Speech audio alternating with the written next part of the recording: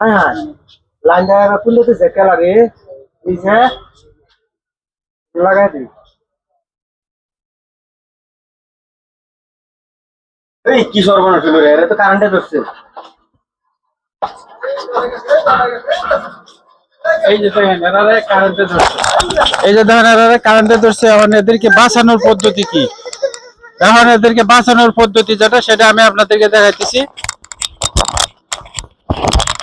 এই যে বাঁচানোর পদ্ধতি, লাঠি দিয়ে হাত দিবেন না, কোনো কিছু করবেন না। এই যে ঘাড়ে ধরবেন, এই যে এইভাবে টান দিবেন, এই যে এইভাবে টান দিবেন, এভাবে টান দিয়ে একটা হলাইবেন, এভাবে টান দিয়ে আরেকটা হলাইবেন, তারপরে এইভাবে টান দিয়ে এইভাবে টান দিয়ে এইভাবে হলাইবেন।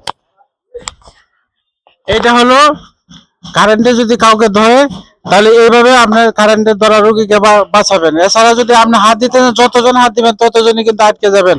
লাঠি ছিটাতে হাত দিবেন, লাঠি ছিটাতে বাড়ি দিবেন, ব্যথা পাবে। তো আজকে যে পদ্ধতিটা দেখালাম, আশা করি সকলেই দেখতে পাচ্ছেন এবং এই জিনিসটা আপনারা ফলো করবেন, না হলে বিপদ আরো ঘনীভূত হবে। ধন্যবাদ সকলকে।